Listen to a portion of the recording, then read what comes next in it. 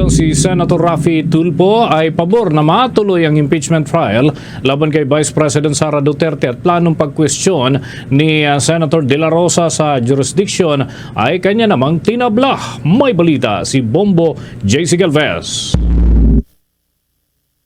Tutol si Senador Raffy Tulfo na mabasurang impeachment case laban kay Vice President Sara Duterte hanggat hindi nagkakaroon ng pagdinig. Ayon kay Tulfo, dapat na matuloy ang impeachment trial upang mabigyan din ng pagkakataon ng pangalawang Pangulo na madepensahan ang kanyang sarili.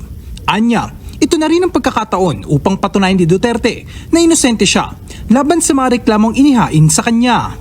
Gusto ko matuloy impeachment para mabigyan natin pagkakataon si BP Sara na maisabi niya yung kanyang side. Mas maganda 'di ba ma-clear niya yung name niya sa pamagitan ng pagdidepensa niya doon sa impeachment at mapapatunayan na inosente siya as opposed to yung mababasura before na magkaroon ng hearing sa impeachment.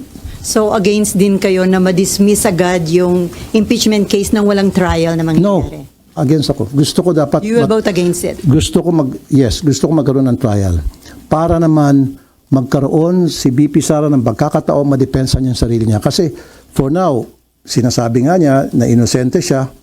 So, let her prove it na inosente siya. Mas maganda yung ma-prove niya na inosente sa pamagitan ng trial. And then, nakita ng mga senador na talagang inosente siya at kulang sa ebidensya. Di ba mas maganda yon? Samantala, tinabla rin itong sinabi ni Senador Ronald Bato de la Rosa na dapat mapagtibay muna kung mayroong jurisdiction ng 28th Congress sa impeachment case laban kay VP Sara. Anya, mayroon ng jurisdiction ng Kongreso at hindi na dapat pang pag-usapan ito. Mayroon ng jurisdiction, hindi na dapat pag-usapan yan. Magkakaroon talaga ng hearing sa impeachment. It's just a matter of, siguro may maghihiling na madidismiss yan o ibabasura. Now, I'm not for it. Ang gusto ko magkaroon ng trial para ma-prove again for the nth time, ma-prove ni BP Sara na siya inosente like what she been saying and her attorneys and her campo na inosente siya. So mas maganda ma-prove niya na inosente sa pamagitan ng trial, sa resulta ng trial versus madidismiss agad-agad. So wala siyang pagkakataon na mapakita sa taong bayan na siya ay malinis at yung mga aligasyon ay gawa-gawa lamang. Dahil dito, naghahanda na raw ang senador sa nakambang impeachment trial na posibleng simulan sa Hulyo 29.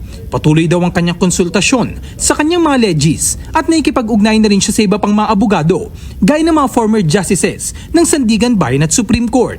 Dahil first time niya raw nauupo bilang senator judge, mahalagaan niya na preparado siya at hindi blanco. Sa huli, sinabi nito, hindi niya raw nakikita na mayroong delaying tactics bagkus ang mahalaga ay magkakaroon na ng impeachment trial.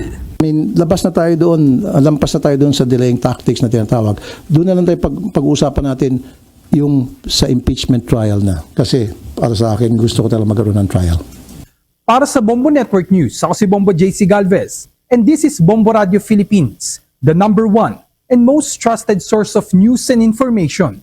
Basta Radio, Bombo! For the most trusted source of news and information, visit our website at www.bomboradio.com. Follow us on Bombo Radio mobile app, Facebook, YouTube, TikTok, and X, formerly Twitter.